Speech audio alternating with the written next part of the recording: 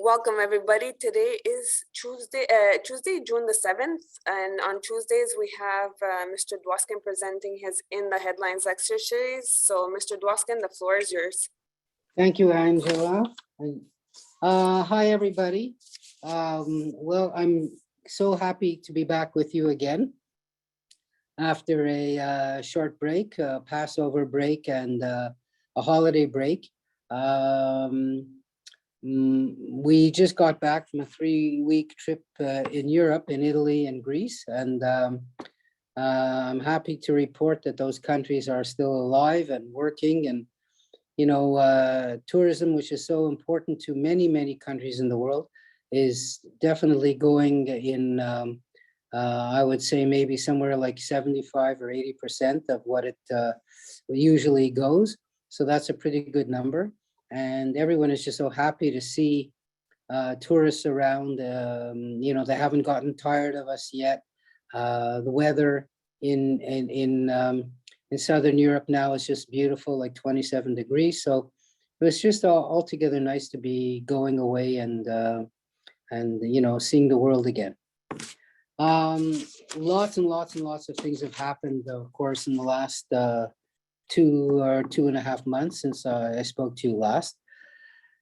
I would say one of the more surprising things concerns the ongoing war in the Ukraine, which is past its 100th day. So it's been 3 months plus since the Russian invasion. And despite overwhelming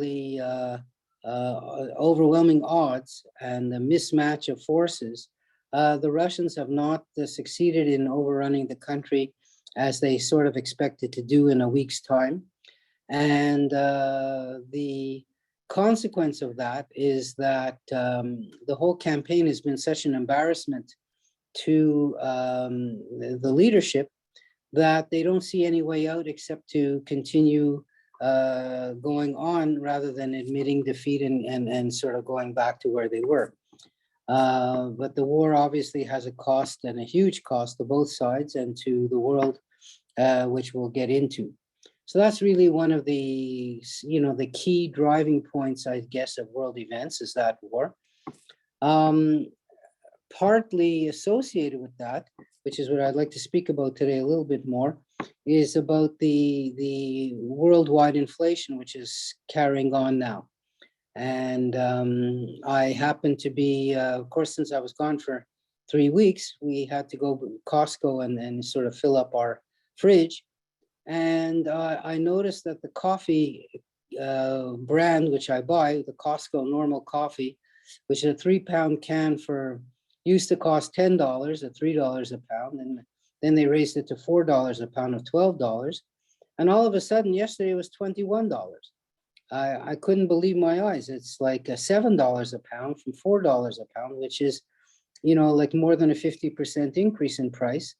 And needless to say, coming back to look at the gasoline prices at $2.23 a liter is really kind of shocking when you're used to prices in the $1.30, $1.40 range. In Europe, by the way, the price in Italy was somewhere around €1.9 to the liter. And in Greece, it was even higher. It was something like 2.6 or 2.7 euros to the liter, which, you know, translated into our money, roughly, you know, to be rough, you'd say maybe $1.50 to the euro.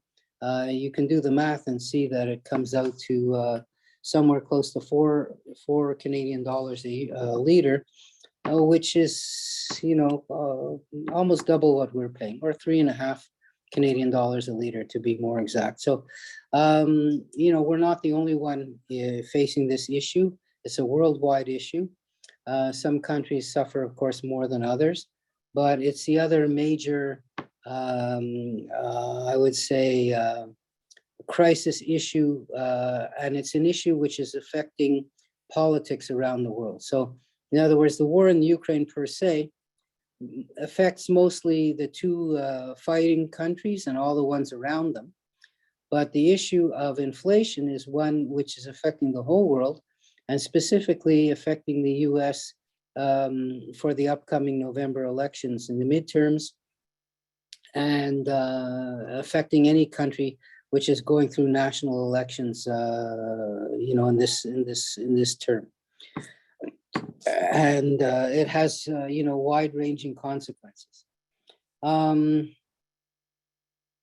So that's, those are, I'd like to sort of start speaking about these subjects now. And then hopefully, if we have time, I'd like to speak a little bit about the Jewish communities in the Greek cities that we visited, which were, quite, have such an interesting story to tell. So the most immediate effect of this war in between Russia and Ukraine is the rise in the price of oil and gas, and that's because Russia produces so much oil and gas.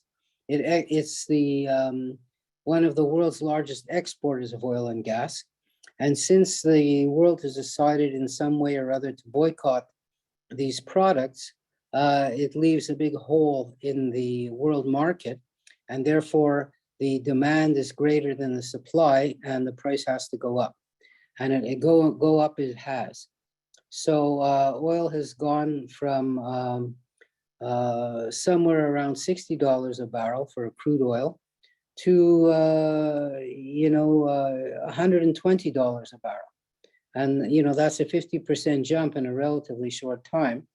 And obviously, the price of crude has a lot to do with the price of refined gasoline.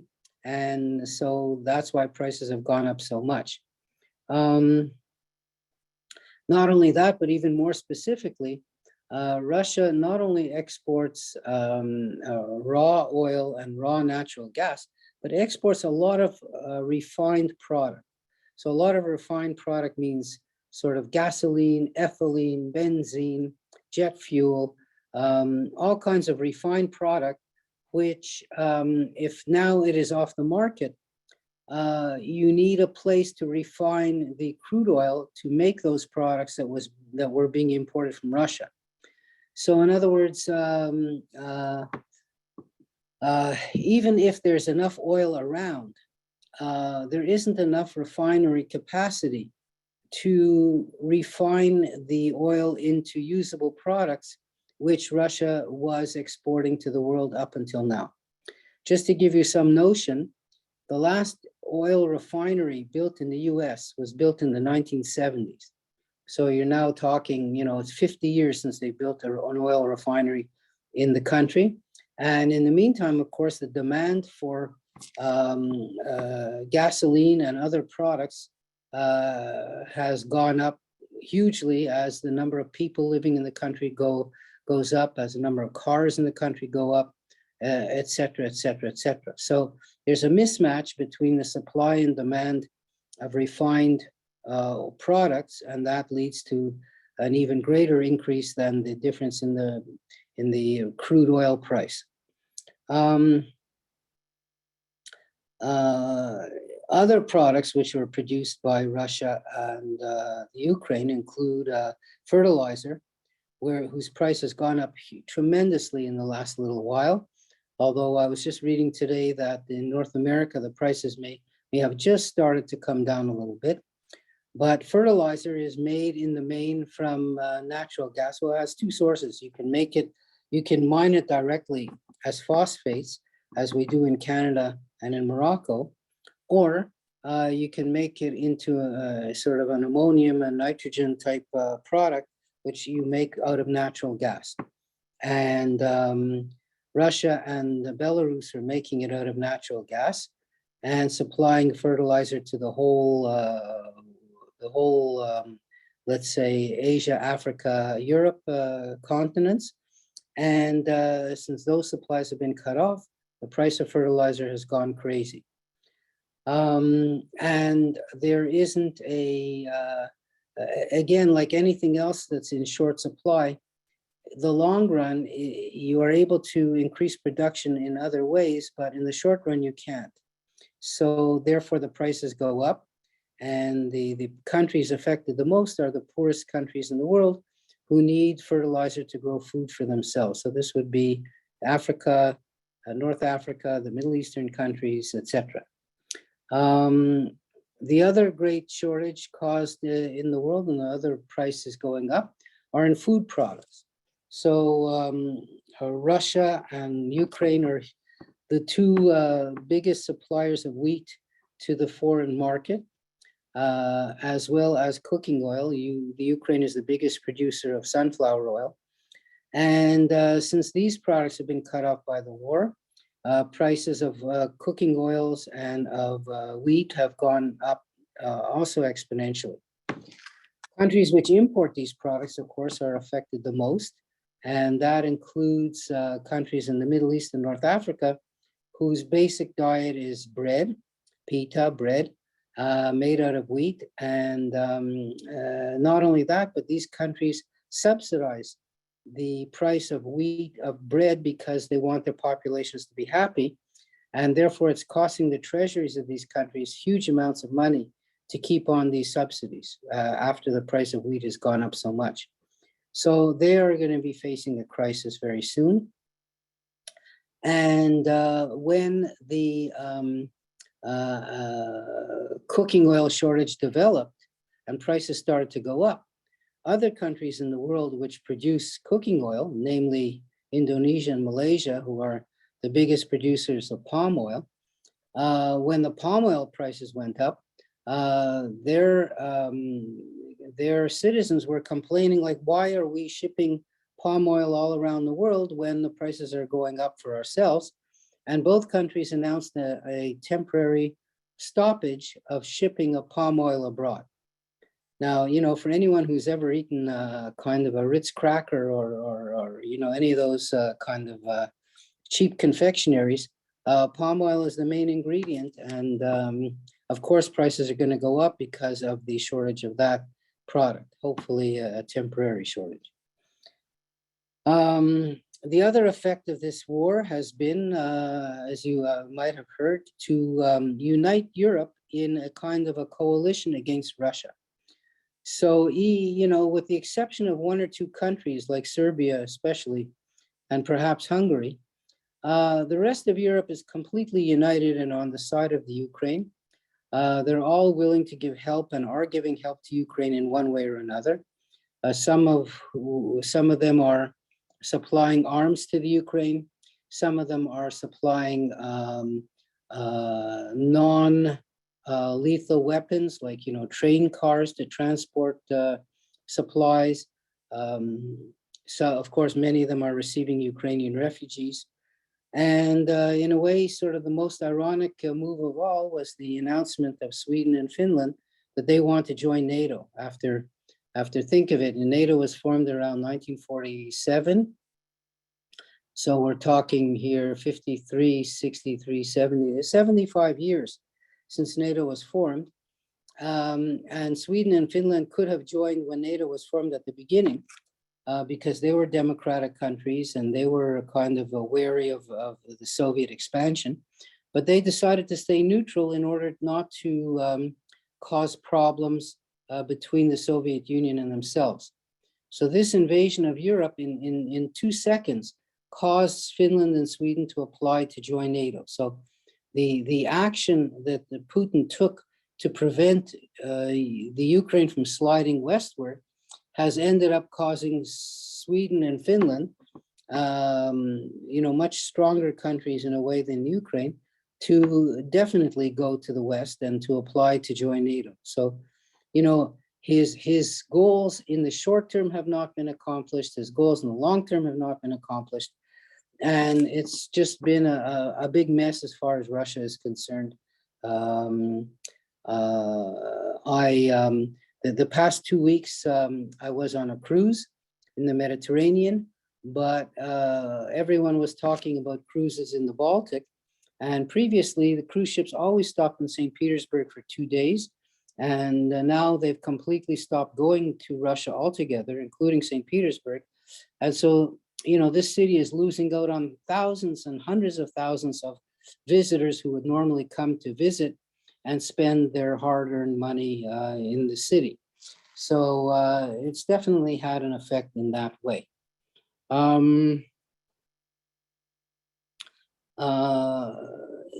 The world in general has united against Russia, not just European countries, but many other countries have, with the notable exceptions of China and India, who've decided to kind of take advantage of Russia's weakness and to exploit Russia for all the products that it sends to those countries and get good prices from them. Turkey is also playing a role now in this whole issue, because since Turkey is part of NATO, any new entrance to NATO has to be approved unanimously.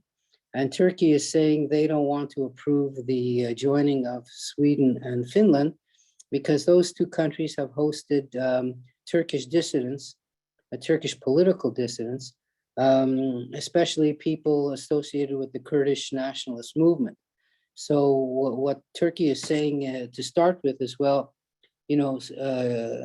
extradite the people that we want, and we will approve your application. Or Turkey is pressing for other economic considerations at the same time. So we'll see how that all works out. But in the end of things, I'm sure that if NATO wants Sweden and Finland, and Sweden and Finland want NATO, that they will be able to join. All of this unrest and shortages and pressures have been to blame for causing inflation. So inflation is a kind of a rapid increase of prices. That's sort of what it means. An increase of prices which is obtained without an increase in productivity. And that's really the definition of inflation.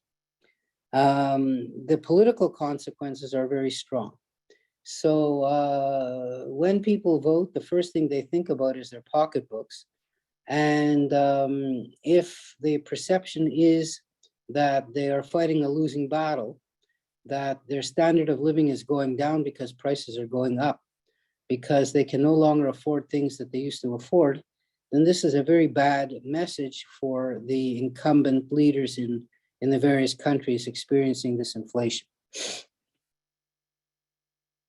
And in particular, and we have seen this before, when oil prices go up very quickly, as they did in the mid-70s, this caused a huge wave of inflation in the world, which lasted pretty well almost 10 years, because oil is an input for so many things that we buy. So it's, not only, as I said, it's not only used, oil and gas, to make millions of different products, including all kinds of plastics, all kinds of medicine, and it's an input in making tires and everything else. But since everything has to be shipped either by air or by ship or by car or by truck, the increased price of gasoline and diesel is an input into everything else. So everything else goes up just because the cost of transportation has gone up so much. Now, since countries realize and politicians realize that inflation is in a sense such an enemy, what are they doing to fight it? What are they doing to reduce the rate of increase in the cost of goods? So there's many different strategies that are being used, and I'll talk about some of them now. But we have to remember that fighting inflation is a little bit like trying to stop a ship in motion. And I was on one for 2 weeks, so I know how hard it is to stop. You can't just press the brake and stop a ship. In the same way, you can't just pass a few regulations or make some political changes and stop inflation from happening. It doesn't work that way. It's a much slower process. You can't do it all at once. In essence, I mean, the explanation is kind of simple, that in order to stop prices from going up, you either have to reduce demand, not or either or, but you have to both reduce demand for something and increase supply of something. So if you reduce the demand and increase the supply, then things will balance out and prices will start to go down. Reducing demand is one of the sort of keystones to this strategy. And reducing demand is done by increasing the cost of something. So obviously, if something costs more, you're going to buy less of it. And if you buy less of it, you're reducing demand. But if you just increase costs right away, and if the expectation is that costs will increase even more in the future, then you have the opposite effect. In other words, people will start buying things, even buying things they don't need, because they fear that the prices of those things will go up more in the future. Now, this is kind of called hoarding or speculative buying. And that leads to even more inflation because in the short term, the demand for those goods increases even faster because of the fear of future price increases. And then that action causes actual prices to go up. So inflation is not only a kind of rooted in the reality of supply and demand, it's also rooted in the expectation of what the future is going to be. And of course, vice versa. If people think prices are going down, they'll say, well, why should I buy anything now if prices are going to be cheaper in a month from now? Maybe I won't buy anything now and wait for prices to go down. And if everybody does the same thing, that lack of demand causes actual prices to go down. So this sort of cycle or vicious cycle works in both directions. To stop that sort of cascading snowball, you have to convince people that prices in the sense of inflation are going to come down and not to make any sort of purchases that they wouldn't normally be making. The first big tool to do this in the government's hands is to control interest rates. So the Bank of Canada, the United States Federal Reserve, other countries, they all have national banks which set interest rates. And by raising interest rates, which the Bank of Canada has already done once with a 0.5 point raise, and the US has done the same. And Australia just announced a big increase this week. In fact, today, I think it was. So raising interest rates leads to raising the costs of things bought with borrowed money. So if you have to pay more for money because interest rates are higher, therefore your costs of the final good is higher, and therefore you will buy less of it because it costs more. Things which people normally borrow money for would be to buy houses, cars, major appliances, second homes, boats, all kinds of expensive things, and even less expensive things if you are paying with a credit card and you can't afford to pay it all off, then you're paying more because your interest rate and carrying charges are going to be higher on your credit card. So obviously this leads to less demand, and less demand leads to slowing of price increases. I was just reading that in Toronto, house prices have fallen now for 3 months in a row, which is a good sign because they've been going up so much lately. And as I said, the cycle can move in the other direction. If people think prices will go down even more, they'll wait before they buy something, which will cause prices to go down even more.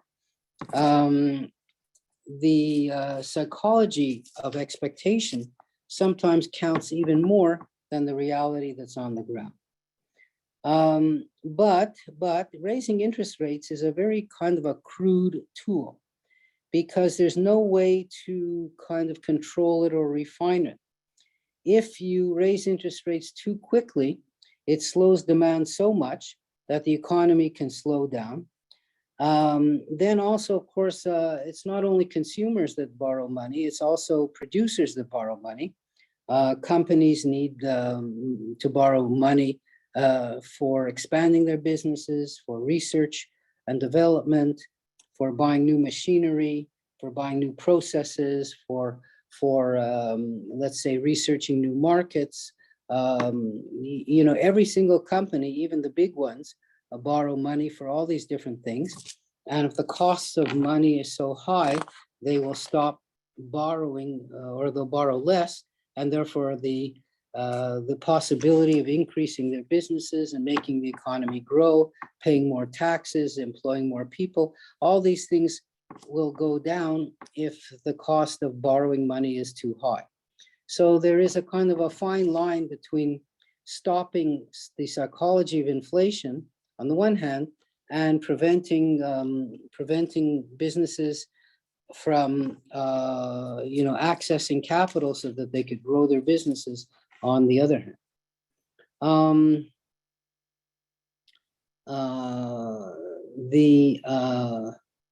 The other consequence of raising interest rates is that it sucks in money, or it attracts money, it attracts investments from outside to buy the government bonds or other sort of treasury paper that exists in the country that pays higher rates than they used to. So the effect of that is that in general, sometimes there is a kind of an inverse relationship between higher interest rates and prices of the stock market. So people, if they have high safe returns that are guaranteed, why would they want to invest in the stock market where there's always much more risk? And therefore the stock market has fallen and tends to fall in these situations. And we already know that, and I just checked today, that the stock market is roughly down by almost 50% from the highest it ever was. So that's really quite a drop. When stock prices are down, it has an economic effect, because companies which want to expand, which want to raise money, they will often go to the stock market and sell parts of themselves in order to have that money for, you know, for, let's say, opening a new mine, for opening new stores, for developing a new product. And if the prices of stock are so low, the companies will say, well, it's not worth it for us to raise money by selling ourselves or part of ourselves. We just won't do the expansion. We won't open the mine. We won't open the stores. You know, we won't produce some kind of a new article or new app or you know, anything in the IT world. And, you know, this leads to a slowdown in the economy.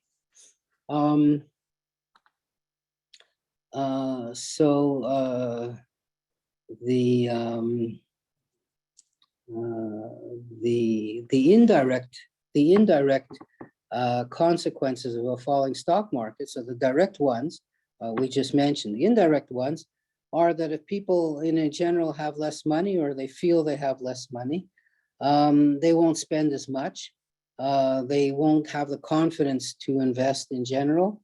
They will, you know, buy less because they're less well off, and then that also reduces demand, and you know, leads to less inflation in the long run.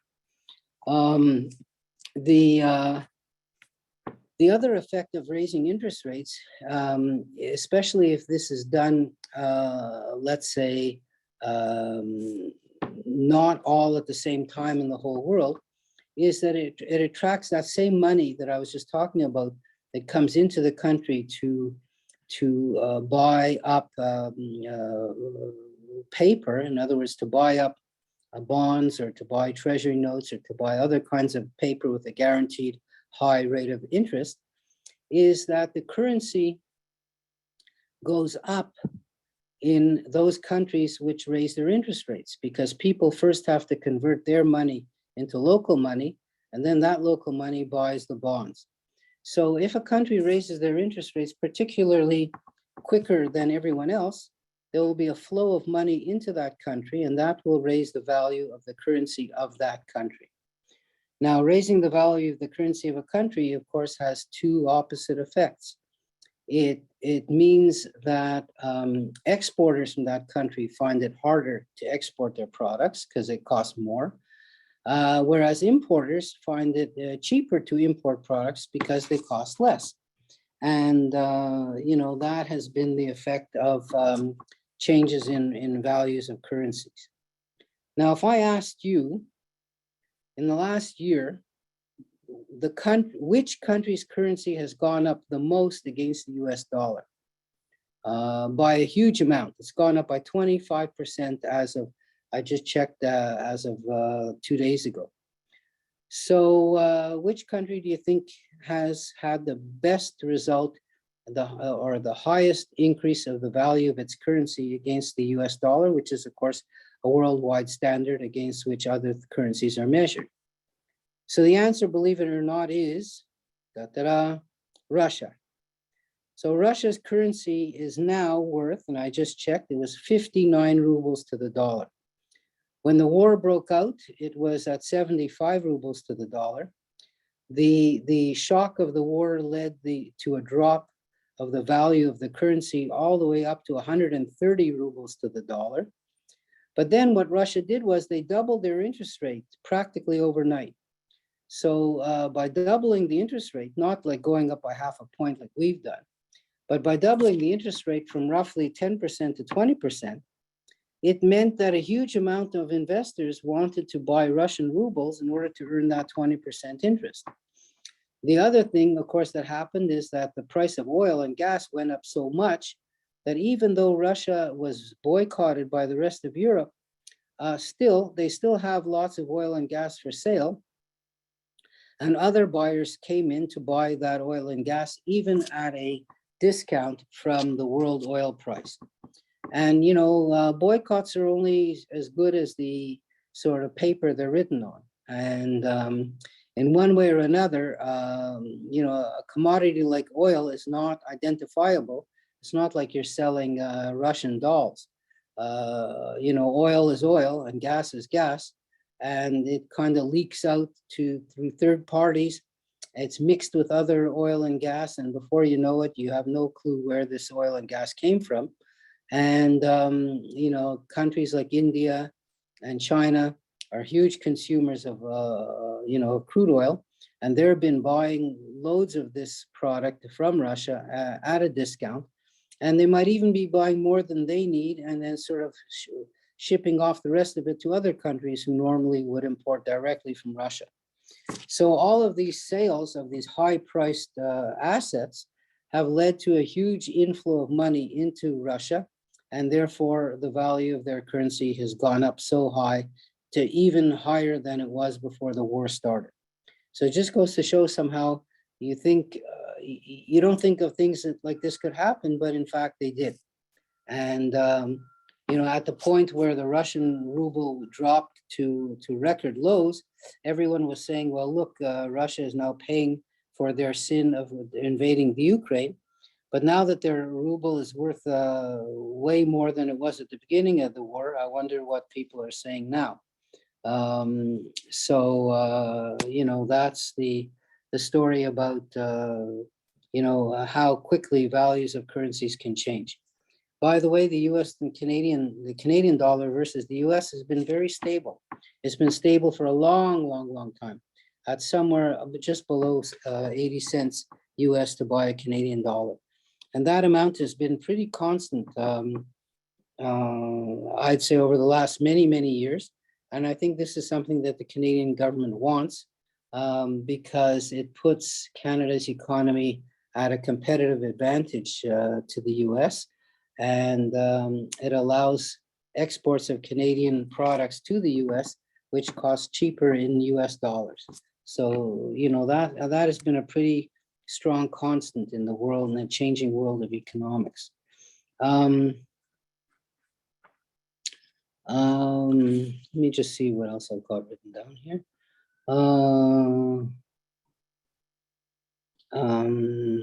Yeah.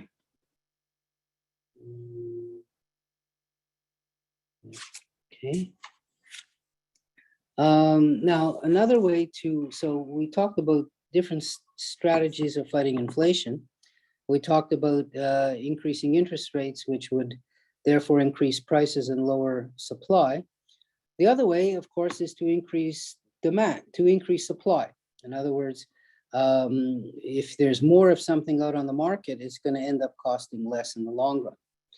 And Biden, who sees his political fortunes really tied to the struggle against inflation, has spent pretty well much of his energy on trying to reduce the cost of goods in the US. You might remember that as soon as the gas prices went up, he released millions of barrels of gas from the Federal Reserve. So the United States holds in tanks all around the country lots of spare or extra fuel, gasoline, gas, in order to, let's say, deal with an emergency if for some reason or other pipelines are shut down, if some reason or other supply is shut down through a natural catastrophe or a war, then the US will always have a cushion of supply sitting around waiting for an emergency. Well, Mr. Biden decided to release some of the supply in order to create extra supply in the marketplace and then therefore reduce demand. And he did release millions of gallons of gasoline from the federal supply, but the fact is that this is kind of almost like a shot in the dark, because demand as a whole is far greater than the U.S.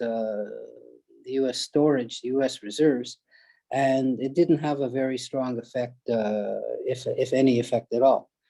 For one thing, that supply does have to be replaced. In other words, once they get it out of the reserve, they do have to replace it at some point. And it's a small amount compared to the total demand. This week, we read that OPEC is finally starting to make noises about raising the production of oil. And of course, they were content to just raise it slightly because prices were so high. They were, profiting from all of this high prices. But the pressures that the major countries are putting on OPEC and the sort of profit they've already made allow them to say, well, okay, we'll slowly increase supply. Now, Mr. Biden and the head of Saudi Arabia, Mohammed bin Salman, MBS as he's called, never had a good relationship since Mr. bin Salman killed Mr. Khashoggi, who was an American citizen, murdered him in the Saudi embassy in Istanbul. And the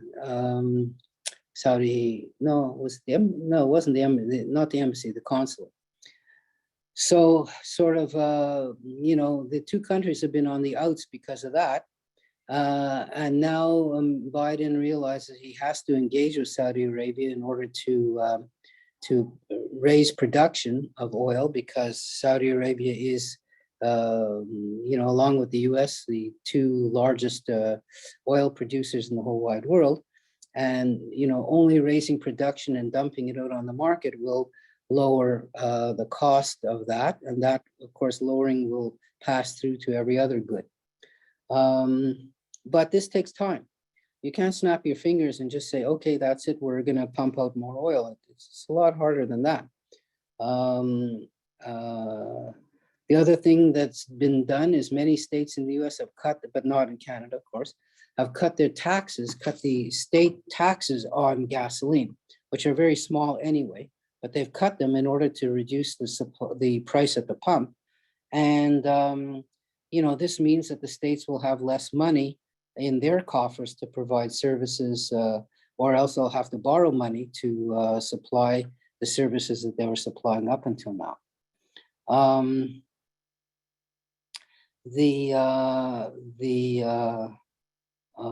We talked about the increased price of grain and oil and things like that. You can't just increase the supply of grain so easily. You need the land, you need the fertilizer, which is expensive. You need the transportation, which is expensive. You need the seeds, you need all kinds of inputs which go into producing grain. And of course, land has already been taken up to grow things already. So it's not as if you can just, plant grain in empty fields and hope for increased supply. It doesn't work quite in that way. And countries, as I said, the poorest countries in the world are the ones who are going to suffer the most, because they're the ones who use their money for food, and if the costs are higher, then they're going to be the ones the most affected. Higher food prices in some countries always leads to political instability. So countries like Lebanon or Algeria or Egypt or Morocco, are especially prone, or Jordan, are especially prone to civilian unrest because of high increases in food prices and bread prices, particularly. We can't go without mentioning the effects of COVID on, or the effects of COVID, the relationship, I should say, between COVID and inflation, because COVID lowered supply so much, it lowered demand so much, because people stayed home and weren't able to work, and people did not travel, and people did not buy, and people, stopped weddings, and people stopped traveling and tourism, and so many of the gears of the economy slowed down because of COVID, that when the sort of immediate threat of COVID disappeared, the jump in demand was so quick, it was quicker than the supply could be ratcheted up to meet that demand. We all heard, for example, of how ports were so and are still so overloaded because there aren't enough trucks, and there aren't enough drivers, and there aren't enough workers in the ports to unload all the ships, and and this in turn leads, of course, to higher costs because, again, demand is greater than supply. We know that COVID has caused the slowdown in China. But particularly, they've shut down the city of Shanghai. They've shut down their ports frequently because of COVID outbreaks. And, this leads to shortages of goods, and shortages of goods leads to higher prices. Something else leads to higher prices too, and that's the tariffs that President Trump put on Chinese goods and on many other countries' goods. And he did this supposedly to protect US jobs, but US jobs were never in danger. The unemployment rate in the US has been consistently low, practically at a record low, in fact. And Trump's actions against China were just his own personal dislike of China, and his viewing of China as a rival, and his wish to weaken China. But when you put tariffs on a product, of course, it increased the prices at home. And that's what happened.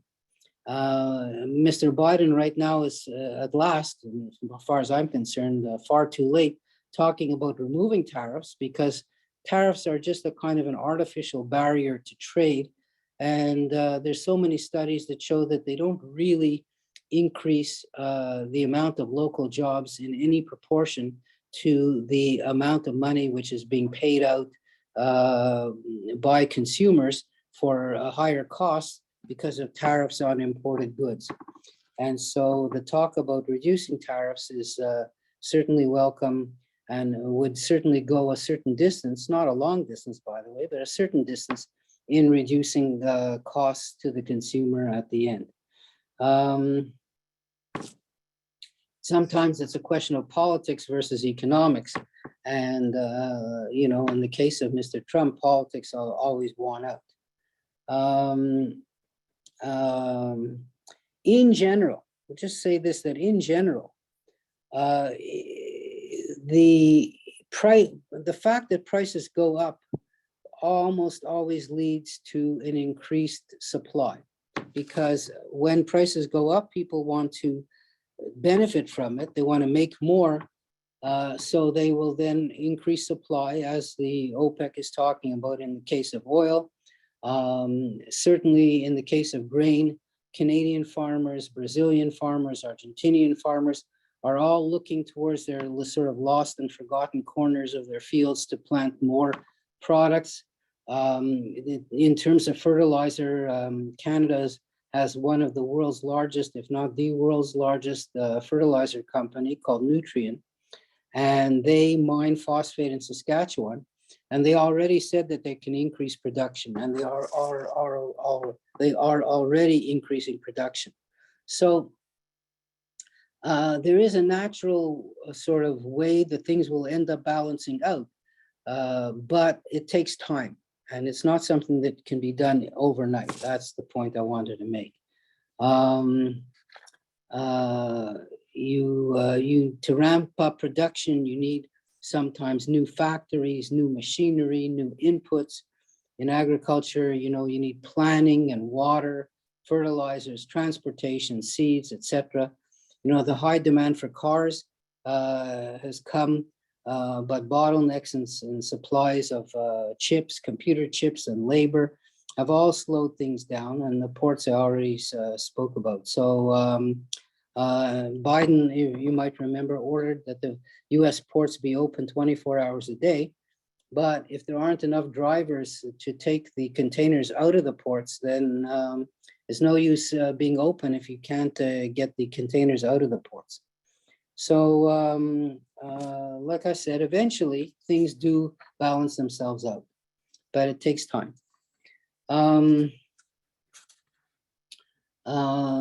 And expectations are something that's important. So, the key sort of battle for governments is to get their citizens to believe that inflation is under control, and then it's kind of becomes a self-fulfilling prophecy. Workers won't demand higher wages if they think that prices are going to go down soon, but they will demand higher wages if they think prices are keeping on going up. And U.S.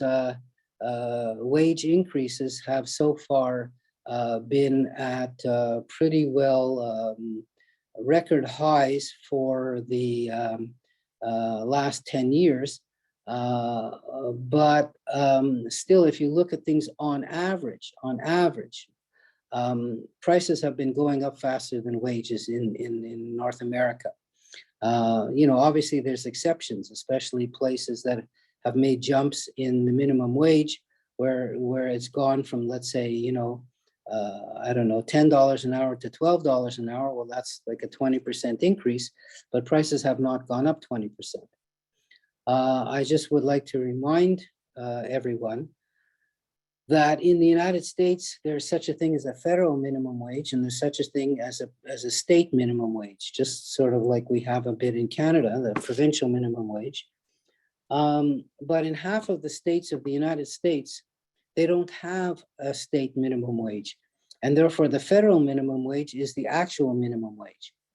The federal minimum wage has not been raised, at least I haven't heard it being raised. They're talking about it, but they haven't figured out how much to raise it to.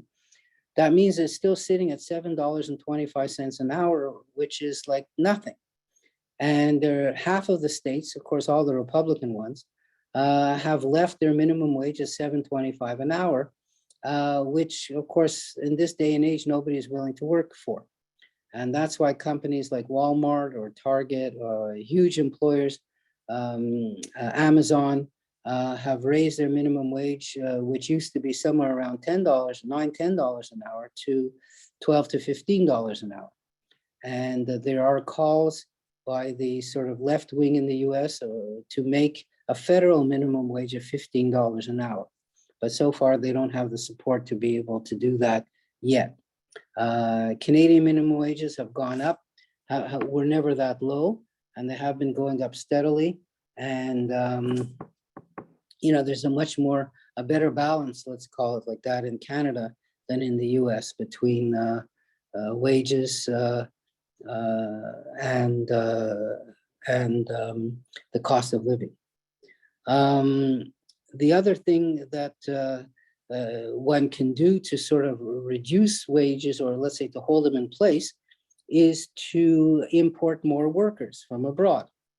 The example of the UK is really quite extraordinary. When the UK left Europe in Brexit, hundreds of thousands of workers went home because they didn't have the right to get permanent residence in Great Britain. And so that led to shortages of workers in hotels and restaurants and agriculture, nursing homes and hospitals. And, all these employers have been begging the UK government to reverse the policy and to allow workers to come in, not on temporary contracts, because a lot of workers don't want that, but to allow them to come in on a permanent basis. And so far, the government has not done that. And I believe part of the reason for that is that they don't want to admit that they made a mistake by getting out of Europe in the first place. So, Brexit was Mr. Johnson's main political idea. And by now, I think everyone in Great Britain does realize that this was a big mistake. I mean, everyone except the diehards. And of course, the government never wants to admit they made a mistake. And so by opening up the UK to mass immigration would be the equivalent of saying, well, we made a big mistake, because the whole reason for going on Brexit in the first place was to prevent mass and uncontrolled immigration from the rest of Europe, which they had the right to come in to Great Britain because Great Britain was part of the European Union. So I'm going to end this discussion sort of at this juncture. Let me see if you've got any comments or questions. And then I just wanted to speak just a little bit about the places I visited, and in particular, the fate of the Jewish community. Well, maybe I'll do that and then we'll do questions afterwards. So how about that? So among the places that I visited on my trip to Europe were in Greece, the islands of Rhodes and Crete. Both these islands are in the Mediterranean.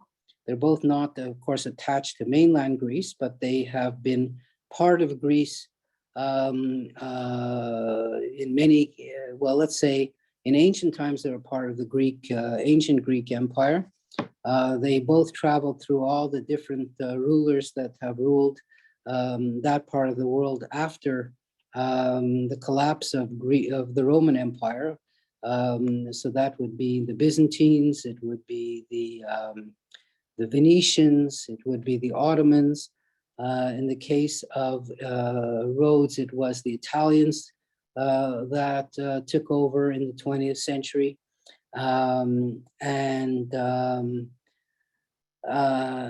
Jewish people have been living on those islands, of course, since 2000 BC, since the Roman Empire got itself established, and even before then.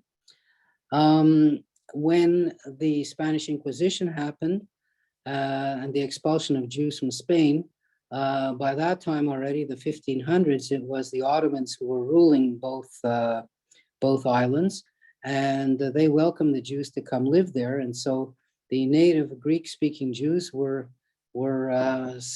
supplemented by the Spanish-speaking Jews who came to live there after 1500.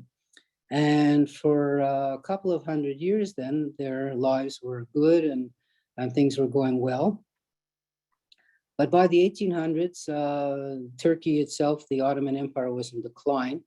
And many, many Jews left these islands and left the Ottoman Empire altogether to go live in South America, to go live in North America, to go live in Western Europe, like France, Great Britain. And it's interesting that in the case of Rhodes, many of them made their way to Africa, of all places. I'd say to Rhodesia, which is a funny thing. In other words, people from Rhodes going to Rhodesia, but they did. And as well, they went to the Congo. And they opened up businesses there, and they lived there, sort of under European, when these countries were under European rule, they were living there and doing well. By the time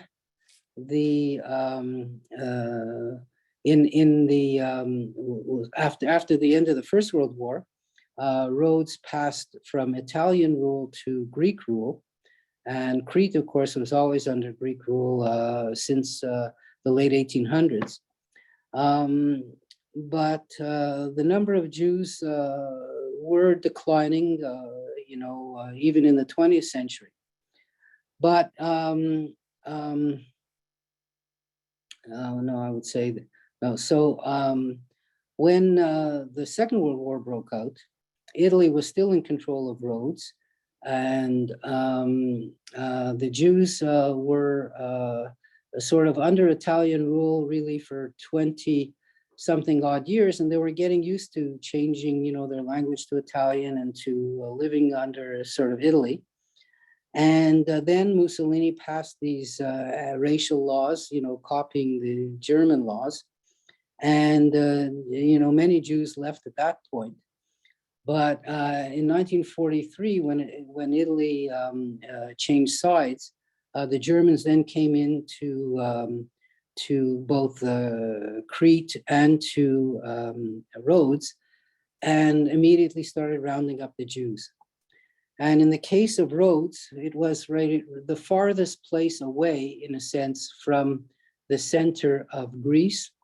And the Jews were, there were about 1,700 of them who were rounded up by and sent on a ship to different islands to make their way to Athens. And then from Athens, they were sent to, unfortunately, to Bergen-Belsen and to Auschwitz. And so out of 1,700 Jews in Rhodes, only 150 survived. In Crete, the same process happened, except that when the Jews were shipped on a ship from Crete to Athens, the British Navy happened to blow up the ship, thinking it was it was a German ship, and all the people on the ship died. So both these communities were completely wiped out as a result of the Nazi war machine. And, just a handful of survivors were there to try to rebuild the communities after the war. And they left, two beautiful synagogues, one of which took one direction and the other took a different direction. So the synagogue in Rhodes was left in the hands of the few community members who were there, who were Orthodox. And yet there are not enough Orthodox people there to make a minyan. And so the synagogue could barely be used. Whereas the one in Crete was rebuilt by a part Jew who decided to open the synagogue to anybody in the community, to any kind of Jewish person of interest, and even to general community members at large. And so the community, the synagogue serves as a community center, as a synagogue, as an art studio and things like that. When I was there, there was a bat mitzvah going on in Rhodes from a great granddaughter of one of the original community members. And she brought her whole family there, like 40, 50 people, all to celebrate her bat mitzvah in the synagogue of her ancestors. So it was really kind of interesting to see these things. I just would like to end up by saying that according to all kinds of surveys, Greece is the most anti-Semitic country in Europe. That means that the people in Greece have the most anti-Jewish feelings of anywhere in Europe. And when I asked there was a rabbi there when I went to the synagogue. I said, well, why is this? And she said, it was a she, because this was the other one, the liberal synagogue. She said that, look, the Greek Orthodox Church never underwent a series of reforms like they did in the Catholic world, or which passed the Second Vatican Council, taking away the blame of Jews for killing Christ. And of course, the Protestants had their Reformation as well. But there was never a Reformation in the Greek Orthodox Church. And the Greek Orthodox Church is also very tied to the identity of the Greek people as a whole. So in other words, like if you're not a Greek Orthodox person, you're not a real Greek. And so anybody who's outside of that world is in a sense considered to be an outsider. And that's how the Jews are regarded there. But like they repeated to me, they say, that the people might have anti-Semitic ideas, but they don't act on them. So there hasn't been really any violence or threats to the community. as there have been to, you know, of course, Jews in France and elsewhere in the whole wide world. In fact, one of the largest cities in Greece has a Jewish mayor, Yanina, the city of Yanina, and this Jewish mayor says, look, I've never experienced anti-Semitism, and you know, it's not something which affects the lives of the Greek Jews as a whole. Of course, there aren't very many of them left. So the community was almost completely wiped out in the Second World War, especially the community of Salonika, which was called the Jerusalem of Europe back in the 1800s, when more than half of the people there were Jewish, and 95% of them were sent on trains to Auschwitz when the Germans arrived. So that's what I wanted to tell you. It's my pleasure to be back with you all, and you know, I'd like to be there, of course, in person and see your faces. But as it is, we're managing to do what we can do, and I'm so happy that you tuned in to hear, you know, what I have to say about current events. Lots more things have been going on in the world, which of course I didn't speak about, you know, shootings in schools and all kinds of other, you know, all kinds of other topics, elections here and there, but we'll get to all of them in due course. So any comments or questions that you have for me on this, any of the subjects I spoke about, take your time, think about them, and speak to Angela, and she will, you know, put you in contact with me. So thanks again for listening, and I'm waiting for your comments and questions.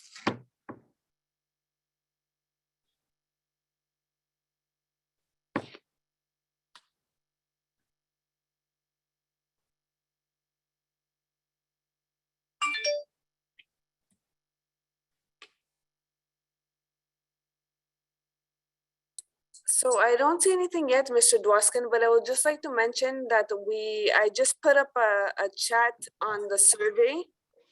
Mhm. I put a survey in the chat, and it's for in-person events.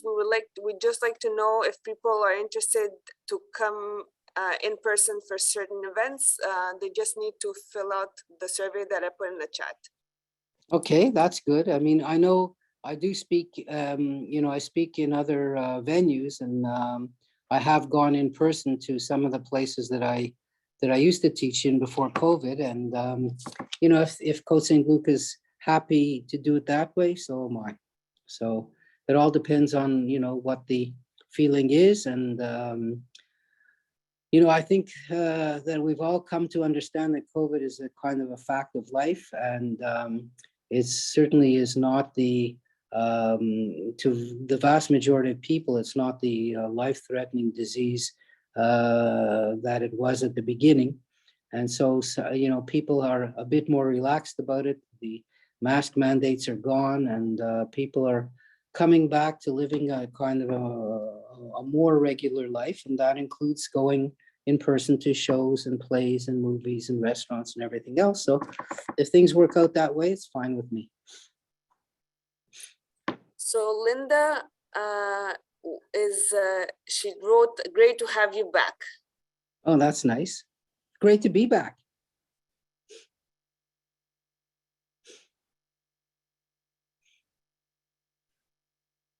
I just am curious if other people have had the sort of sticker shock, you know, sticker shock from seeing how fast some things have gone up in price compared to what they used to be. One of the things we like to buy in Costco is the salmon in sort of a nice big piece of it. And it's gone up from about $8 a pound to somewhere like $12.50 a pound. I mean, and that's not the 7% increase that the statisticians are saying that our cost of living has gone up by. So certain things have really gone up far more than 7%. And they may be reflected in future inflation measures, but you know, for people who are used to paying one price for something, to see it jump so fast, it is a bit of a shock. And for people who really are living sort of paycheck to paycheck, this has really affected their lives, and the stress that gets added on to this is really serious, and in some cases very life-changing. And it's no wonder that politicians are scrambling to try to fix the problem.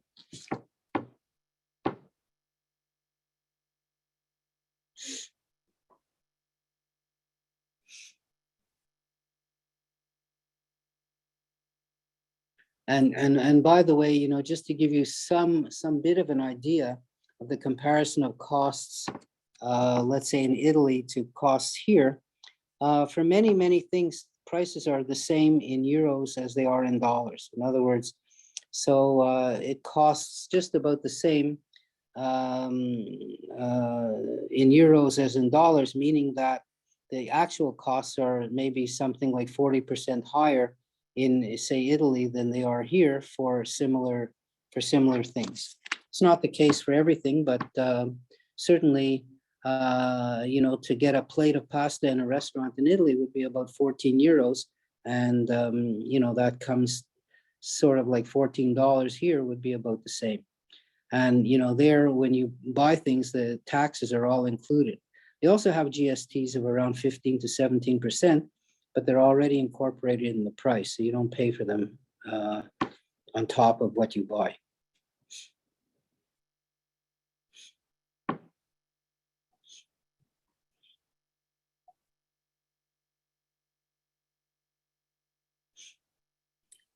I don't see anything, Mr. Dwoskin. Nobody's raised their hands or anything. Okay. Well, look, Angela, I want to thank you. First of all, it's my pleasure to be back with you again, and I'm happy to hear your voice, moderating and looking after problems and taking questions and things like that. So it's great to work with you again.